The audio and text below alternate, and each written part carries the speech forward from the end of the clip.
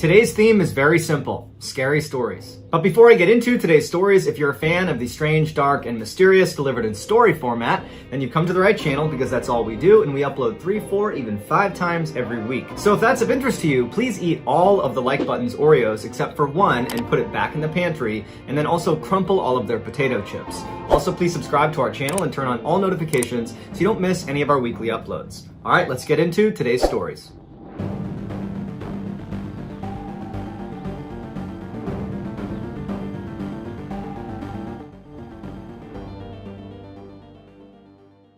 In 2010, an avid caver named Jeff decided to go to Madagascar to explore a natural cave shaft he had discovered years earlier. He arrived in country, he got a rental car, and he hired a guide to take him out to the area where he knew this cave was going to be. When he got out to that area, he used his notebook where he had taken notes the last time he was here, and he used that to find the opening to the cave. He paid the guide to stick around at the car while he went down and explored this cave. He assured him it was not going to be for a very long time. The shaft was approximately 50 meters deep and 1 meter across, so it's pretty narrow, and the first 20 meters of the descent are on a bit of an angle, and then the final 30 meters are down at a straight vertical drop. At the bottom of this cave was this opening where you could actually stand up and walk around, but there were no other tunnels to explore at the bottom, so you would just go down, touch the bottom, and go back up. The visibility inside of the shaft was limited because all you had was the light that was coming in, and because of how narrow the opening was, Jeff's body would obscure a lot of the sunlight coming in. So once Jeff got a few meters down into the tunnel, he would rely on his headlamp. So Jeff enters the cave and he makes his way down to the 20-meter mark. So that's where the tunnel goes from being on an angle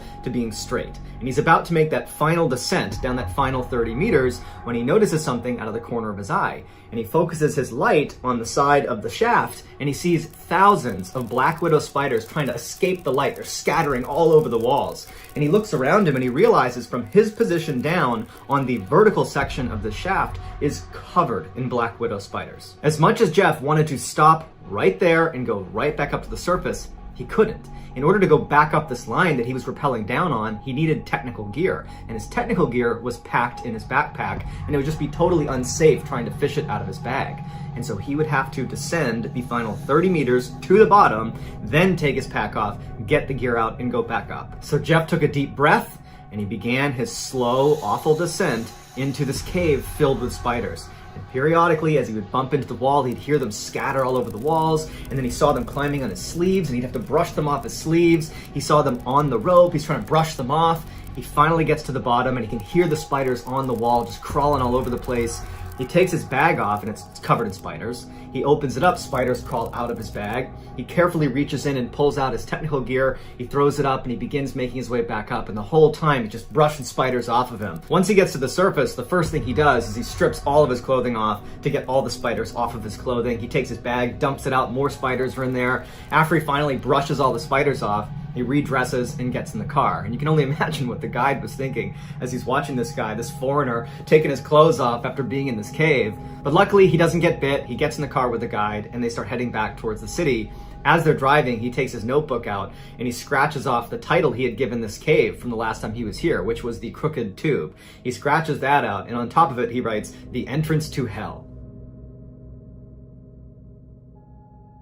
In 2006, a 14-year-old boy named Evan lived on a farm in North Carolina. This was not a typical farm with animals and crops. It was a pine tree harvestry. Pine needles are a big landscaping commodity, and Evan and his family made their living baling pine straw every year. As such, their main living house on the farm was situated right in the middle of 550 acres of perfectly lined up pine trees. They did not have any neighbors nearby, and there was only one road that led into the property, which from the main house, they could look out and basically see through the rows of trees all the way to the beginning of this road, which meant any visitors were really easy to spot. The main house was built on a very slight hill, which meant one side of the house was effectively built on stilts to compensate for the angle. And on that side of the house, on the first floor, was the living room. So anyone who was in the living room looking out the window, they'd basically need to look at a downward angle to see the ground. It would actually seem like you were on the second floor, but really you're on the first floor. The window in the living room was very unique. It stretched almost the entire length of the room, so almost 50 feet across. And at night, you could see animals darting between the different trees because you could see down the rows.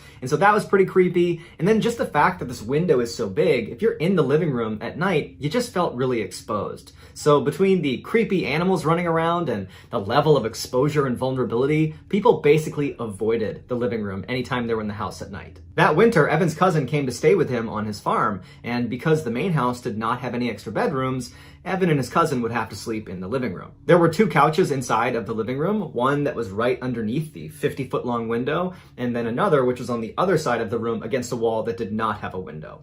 And so Evan would be sleeping on the couch right under the window, and his cousin would be sleeping on the other couch. The first night Evan's cousin was there, they put this big sheet up over the window, but it only blocked like 75% of the window. The 2 flanks of the window were still exposed, but where the couches were lined up, they were kind of blocked by this sheet. So it gave them a little bit of privacy. After goofing around for a while, the boys finally fell asleep around midnight, and then they woke up a couple hours later because they heard Evan's dogs barking way off in the pine trees. Now, Evan was used to his dogs running around the property and barking at other smaller animals, and so just them barking was not necessarily a red flag. But the barking persisted to the point where Evan's cousin got up off the couch, moved across the room to the opening of the window that was not covered by the sheet at the foot of where Evan was sleeping. Now, Evan was still laying on the couch. He was not going to get up and look out the window, so he's looking down at his cousin, kind of looking at his face to get some sort of a read on what he's seeing. And he notices his cousin has this really perplexed look on his face, like he's squinting his eyes and trying to make sense of what he's looking at. And so Evan looks at him and says, "Hey, what's going on? What do you see?"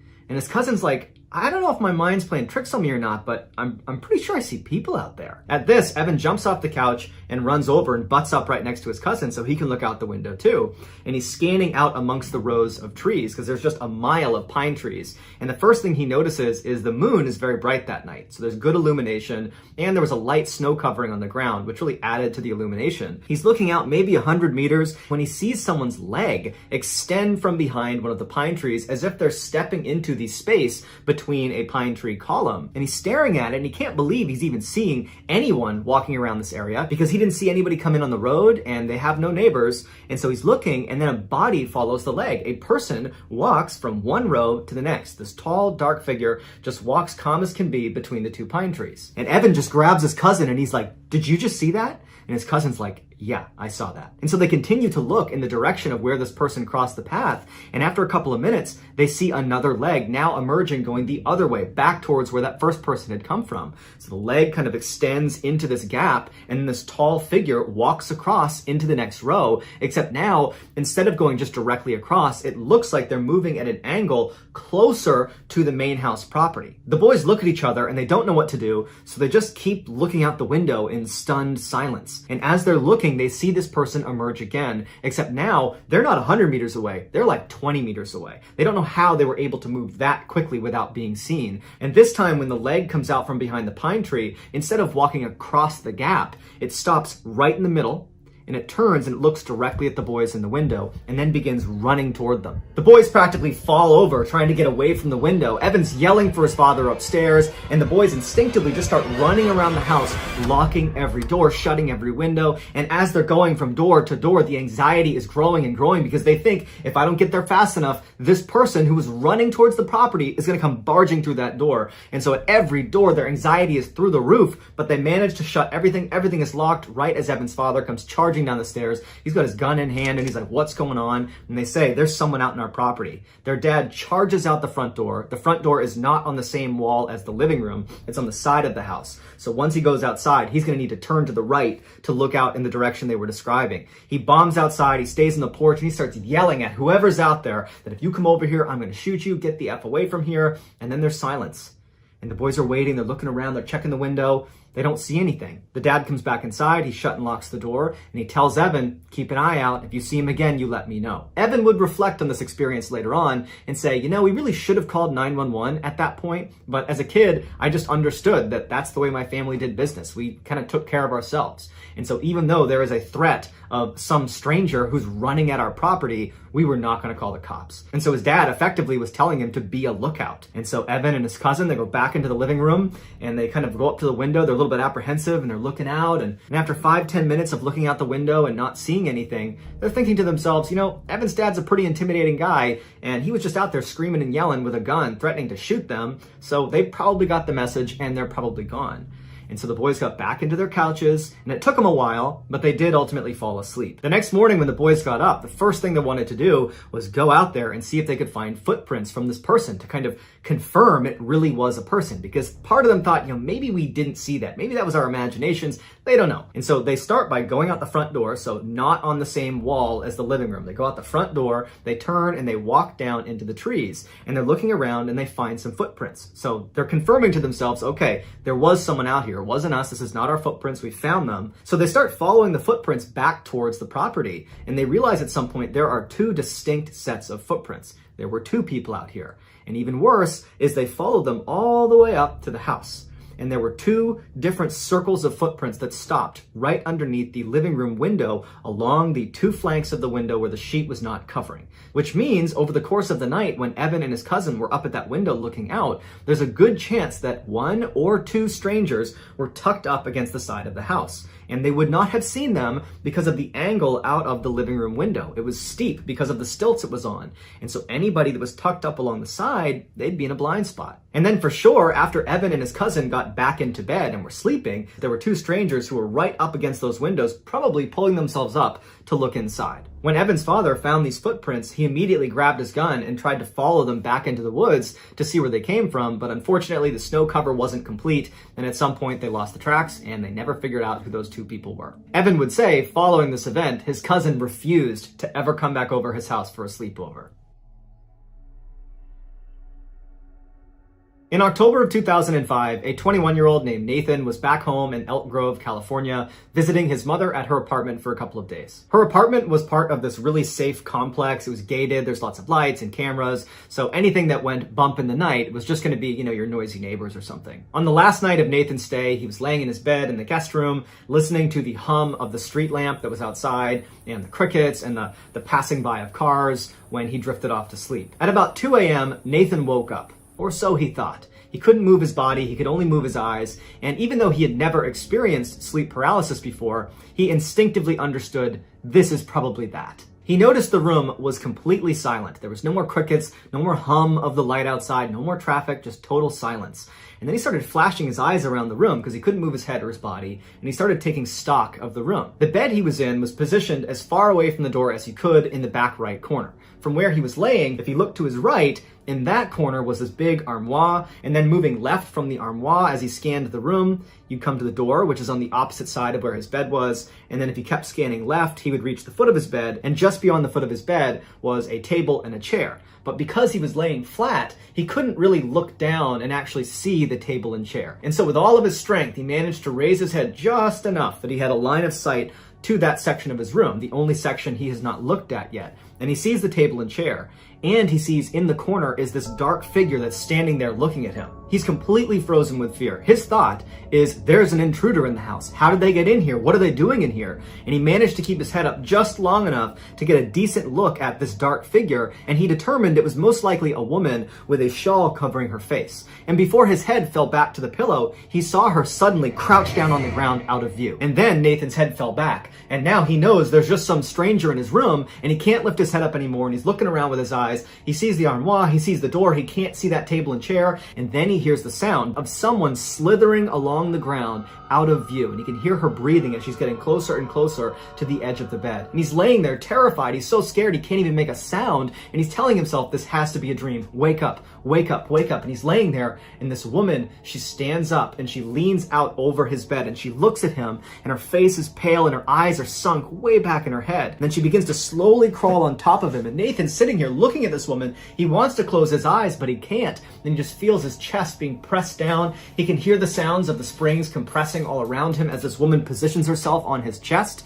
And then he finally manages to let out a scream, and then suddenly he's awake. The woman's gone. And he sits up and he's looking around. There's nobody in his room. The familiar hum of the light and the crickets and the traffic outside, they all return. And his mom comes running in the room and she's like, "Hey, are you okay? I heard screaming in here."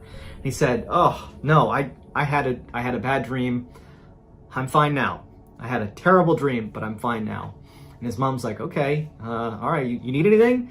And he's like, nope. So she comes over, she gives him a hug and a kiss. She goes back to bed, and he would go downstairs, flip on a Disney movie, actually Aladdin, and he would fall asleep with a Disney movie on and with lights on. And there was no more sleep paralysis that night. The next day, Nathan got up and he headed back to his house, and he couldn't shake the experience. He had never had sleep paralysis before, but it was just so much more terrifying than he ever would have imagined. And he's just thinking to himself, I can't believe there are people that put up with this on any sort of regular basis. But, after a couple of days and getting home and not experiencing any sleep paralysis, time went on and he just kind of forgot about it. A few months later, in March of 2006, Nathan is at this big family party in Chico, California, big outdoor barbecue, all of his family's there, and at some point his sister shows up. His sister was not supposed to be attending this party, so it was a great surprise. He hasn't seen her in a while, and he immediately pulls her aside to catch up with her. And so for the first hour of their conversation, they're just chatting about their lives and what they're up to. Towards the end of their conversation, Nathan suddenly felt compelled to share his sleep paralysis experience with his sister. And the reason he wanted to was because he knew that she knew that he was actually a skeptic. And so she would believe him. If he's telling her this is what happened, she would believe that that's what he saw. And so he starts by saying, I had the weirdest experience at Mom's apartment just a couple of months ago. I'm pretty sure it was sleep paralysis. And his sister immediately butts in and she goes, wait a minute.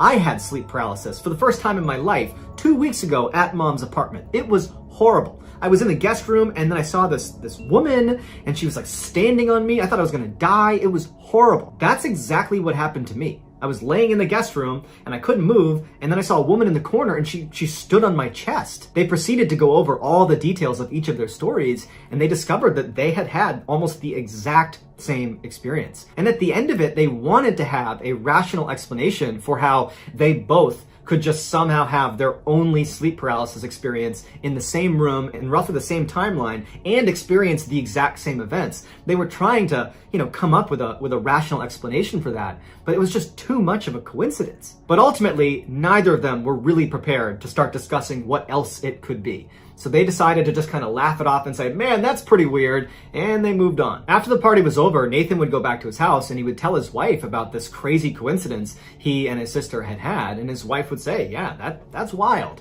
But after that, Nathan just did not want to think about it or talk about it, and so he kind of just, pushed it out of his mental space and did forget about it. He moved on. 5 months later, in August of 2006, Nathan's mom would move out of that apartment building and she would move into a 2-story house still in Elk Grove, California. Shortly after she moved in, she asked Nathan if he would come spend a couple nights with her, and Nathan said sure. In order to better understand what happens to Nathan over the course of his stay at his mother's new house, you need to understand a basic layout of her house. So when you walk through her double doors, to your left is going to be a formal living room. In the center of the house is a hallway that shoots straight back to the kitchen. And then to your right when you walk in, there's a wall, and on that wall is the stairs leading up to the second floor.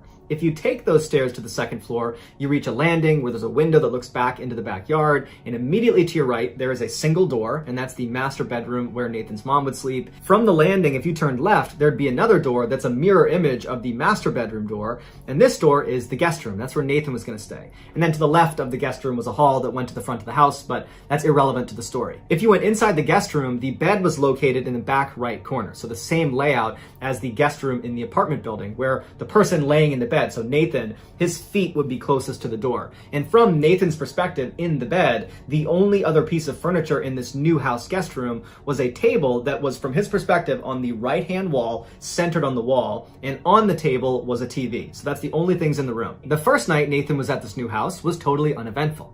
The second night, not so much. He was up in the guest room, laying on the bed, watching TV. The lights are off, it's just the TV on, and at some point, he dozes off. He wakes up a short time later, and he can't move. It's the same sensation he had when he was staying with his mom at her apartment. And he begins to panic because the last time he felt this way, a strange, veiled woman stood on his chest and made it feel like he was dying. And so immediately, he's trying to move his body, he can't, and so using his eyes, he starts looking around the room, praying this woman is not in the room with him. And so he looks to the right, to that corner, which he can see, there's no one there. From this corner, he starts scanning across the room. He sees the TV, it's still on. He keeps scanning and he sees the door and it's open. And then he scans and he's able to just barely make out the space at the foot of the bed. He can actually see to the corner, and this woman, she's not in here. And so initially he feels incredibly relieved that she's not in the room with him.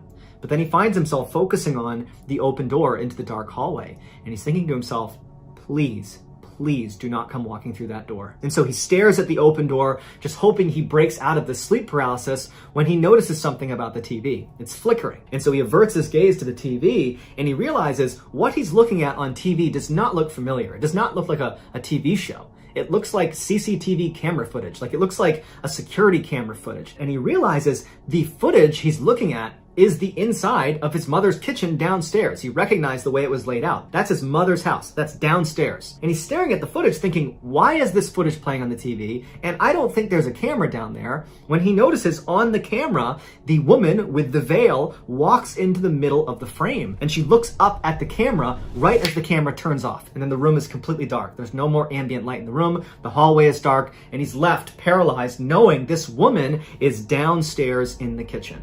And as he's laying there, he hears her start running through the house. And it sounds like an animal is barreling into things as she's running through the bottom floor. And she stops at the foot of the stairs. And he's thinking to himself, I know where she's going. She's coming up to my room. And so as he's laying there, he feels his heart racing and he's staring at the open door. He knows she's going to come flying up those stairs and she's going to come through that door. And instead of running up the stairs, he hears her take one step. Two-step. And as she's making her way up the stairs, he's just thinking, please break out of this trance. Stop this paralysis. Wake up, wake up. And then he sees her head emerge and she turns to look at him from the stairs into the room. And once she sees it's him, she bolts around and starts charging into the room on all fours like an animal. At this point, Nathan lets out a primal scream. He is scared for his life as this woman is charging towards him and she stops dead in her tracks right in the middle of the room. She looks at him, turns around, and crashes out of the room, charges downstairs, and then it's silent. As soon as she was downstairs, Nathan could sit up. Except it did not feel like the first time he had sleep paralysis at his mom's apartment when he sat up and he had the sensation of relief. You've woken up. You were asleep before. Now you're awake. This time, it was like he was always awake, but now he can sit up. He did not have a sense of relief. In fact, he was worried she was still in the house. And as he's sitting up in bed, his mother comes running into the room. She looks disheveled. She's half asleep. And she's like, was that you? Were you running around the house? I could have sworn I heard someone running around the house. Was that you? Nathan's looking at her and he can't even process what he's been through, whether that was real, whether it was a dream. And he's trying to find the words to describe to his mom the dream he had, but like he can't process what's happening. And he just says, Mom, we have to check the house. We have to make sure no one's in the house. And so the two of them flip on every light upstairs. They're not even talking. At this point, it's survival mode. They turn on all the lights upstairs, and Nathan leads the way down. And they're flicking on all the lights, and they manage to search the whole house, and there's no sign of a break-in. There's no one in their house. After the coast was clear and they felt like they were not in immediate danger, they went into the kitchen to kind of talk about what just happened. And so Nathan's like, okay, Mom, I just got to tell you everything that I'm thinking right now. I can't really process what just happened. I think it was a bad dream, but I'm starting to think that it could be something else, or I'm just losing my mind. So a few months ago, I was sleeping in your guest room in your apartment, and I had an experience that I'm almost positive was sleep paralysis. You know, I was laying there, I couldn't move, and this figure was in the room, and they were standing on me. It was terrifying, but it sounded an awful lot like sleep paralysis. But then a couple months after that, I talked to my sister, and I told her about it, and she told me that very recently, right before you moved into this house actually, she was in that room and she also had basically the exact same experience. She had never had sleep paralysis before. I had never had sleep paralysis before. So we've basically had the exact same horrifying experience in the same room around the same time. And then just now, tonight, I had another sleep paralysis experience with the same woman who was running around the house, and you just said you heard her running around the house. His mom looked really concerned, but she wasn't shocked. She says to Nathan, I have seen this woman. I saw her in my apartment way long time ago, but I remember what you're describing. That's the experience I had. This woman, showed up in the room and she stood on me, and it scared the heck out of me, but I didn't tell anyone because I thought it was sleep paralysis. And so Nathan and his mom proceeded to spend the next several hours just talking through what this could be. How could they, all three of them, him, his mom, and his sister, how could all of them have had the exact same experience? And how could tonight, when Nathan had this experience, how could his mom have heard those footsteps if that was indeed sleep paralysis? Because it wasn't Nathan, he was in the bedroom. And it wasn't his mom, she was in her bedroom. And she didn't have any pets, so who could it be? Nathan says he and his family are still totally rattled by this experience, and they don't have an answer. And this is a family of skeptics, so they're not looking for a reason to call this paranormal. They simply don't have the answers. Nathan has said that he, his mom, and his sister have not had any further experiences with the woman in black ever since that last experience Nathan had, and they're just hoping it stays that way.